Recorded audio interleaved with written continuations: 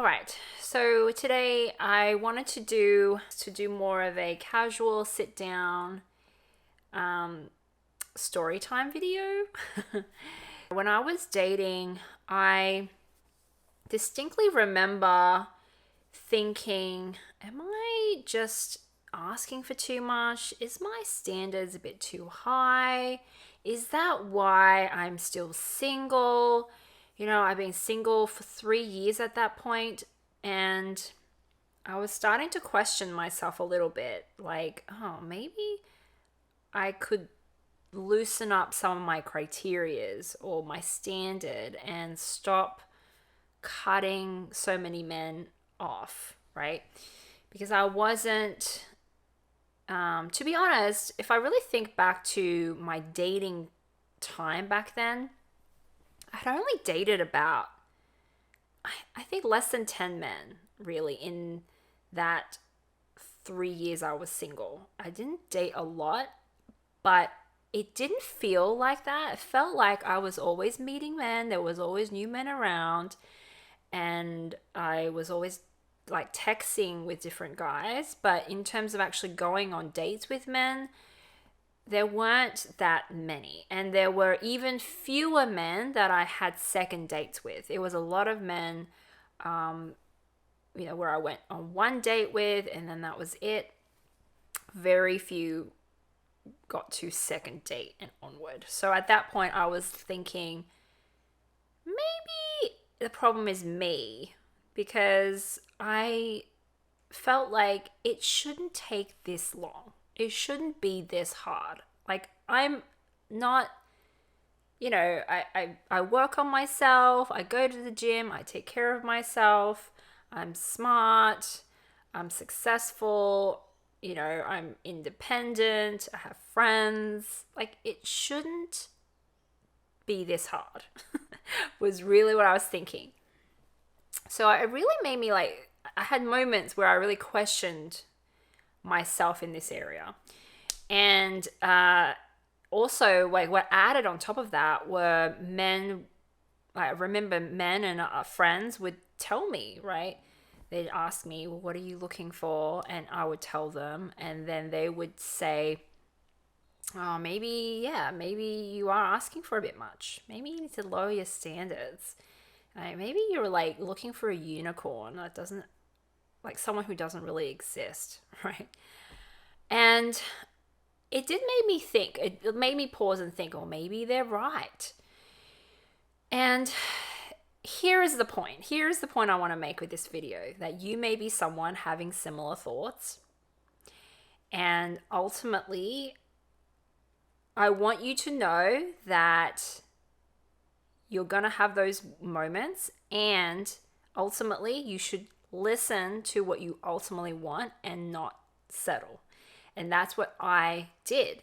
I had doubts, but when I really thought about what I wanted, like the kind of man I wanted, I genuinely didn't think I was asking for the moon.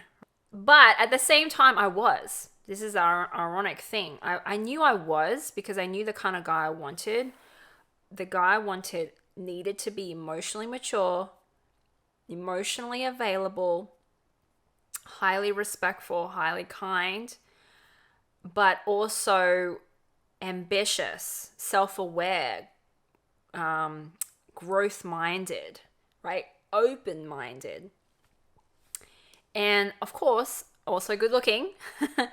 Good looking, tall, successful in his own way, creative. I like creative people. I'm in a creative field, so I also like creative people. So in one way, I thought, okay, I'm not asking for the moon. It's not that impossible. I mean, sure, a guy like this exists, because I genuinely felt like I fit that criteria. I ticked those boxes myself, right? So if I existed, or surely a man like me would exist in the world, okay? But I also acknowledged that that kind of man, that kind of high value man, would also be rare. Of course he would be rare. Of course not everyone, you're not just going to like bump into him randomly like that easily, because I'd been around the block a few times at that point. I'd gone on a few dates, and I definitely saw what was out there, and what was out there was definitely not hitting that mark. Right? Which was why I was having a lot of doubts. Right? I was like, maybe I need to lower my standards, because was going on these dates and I was not meeting men who fit the criteria that I wanted. And ultimately, I'm glad that I didn't settle with any of them. I didn't like force myself. Maybe force is a bit strong of a word, but I didn't just kind of go along with them or give them more chances. I have no regret. Okay, no regret about how I handled those, how I cut them off, how I said no to them, because that was me being true to myself. And I feel quite good about that. Okay. So, and like, knowing what I know now, I know that was the right decision, because obviously I'm now happily married. I met my husband dating. I didn't change my criteria. I didn't settle. And this man that I thought was, difficult to find, I eventually found him. And it made me think that when you're in the middle of the search, it's true that he is hard to find, but it's also true that he's not really hard to find. Like, he's not that much of a unicorn. Like, you're able to find him, maybe 3 or 4 versions of him a year, if you're actively dating, if you're putting yourself out there. So, I mean, is that really that uncommon? If you're meeting someone who you could see a future with 3 to 4 times a year, like, that's pretty good numbers, considering you only need one. Okay, okay, it's not gonna be the first guy or the second guy or the third guy that you go on a date with, but you will definitely bump up against that guy eventually, and it's a lot sooner than you think. So I tell this story to give you guys some hope and some inspiration, and also to give you the message to not settle. Okay, because I know what dating is like out there. I know the pessimism, the negativity that's out there. Not just with the people that you meet dating, but probably with your friends, with your single friends, with your family, with your married friends, who are all probably saying some version of, oh, maybe you're asking for a bit much. Maybe you need to lower your standards. Maybe you're just telling yourself that. Okay, and I want to tell you, I want to be that person to tell you no. Stick to your guns. Okay, stick to your standards. You know what you want. There's a reason you want it. Do not settle, right? Because whatever you want is out there. It's not as hard as you think. Whatever the criteria is that you have, it's not as difficult as you think. Provided the criteria is something you've put a lot of thought into, and you've filtered it down to the most important things. So I'm not just talking about you having this standard. A guy needs to earn, X amount of money a year. He needs to be this particular profession. He needs to be this tall, right? If you're getting to like the specifics like that, then I would challenge you to question, why so specific? Why do you need to be so specific? Why do you pick that number or that specific trait? Okay, and really understand why you have certain criterias, and drill it down to what really matters. Okay, so for me, what was more important was a man's emotional intelligence, his maturity, how he handles conflict, how he carries himself, how he would treat me, how he would communicate with me. Those were more important than how much money he made, what his profession was, what his hobbies were. So I want you to just really think about, what are the qualities a man needs to have that would help you work with him to create the life that you want. Okay, I think that's a question that I don't think a lot of people really think about and question. They want someone who is fun, who makes them feel good in the moment, who's exciting, but does that man actually have the qualities for you and him to build a life together? That's a very different question. And that would also mean, what kind of life do you want to build?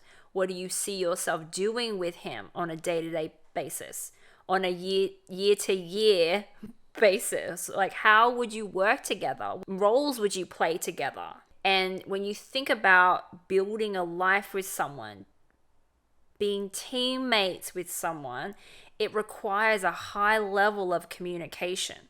And so your communication style, your argument style, how you deal with conflict style needs to match. So if you really take it to that level and then you really consider that, I think that would make you look at people differently and choose men differently, and also take your time choosing men. And ultimately, to not settle. Okay, do not settle. Do not pick someone you think is the safe option that you can see yourself building a life with, but has this missing or that missing, that ultimately you're not going to be fully content with it, because you're always going to be questioning and wondering would it be like with someone who had those traits. Okay? And really think about it from that other person's perspective too. How fair would that be for them if you're not fully present and accepting of them in the relationship? Right? If you can't 100% accept someone that you're in a relationship with, you're doing them a disservice. Right? You're stealing their chances to be with someone else who would accept them for 100% the way they are. So I don't think it's ever a good idea to settle with someone just to have someone, right?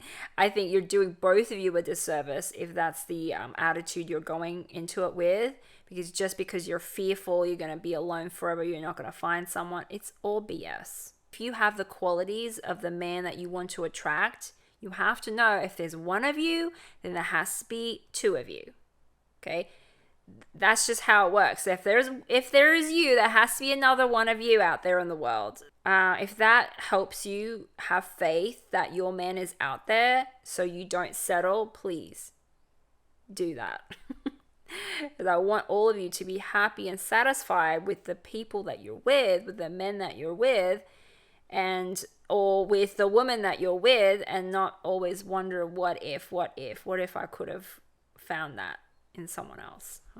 Okay, that's it. If you have something to add to this discussion, I would love to hear from you. Just leave me some comments below, and you can also like me, subscribe to my channel, follow me, and I'll be back with more videos real soon.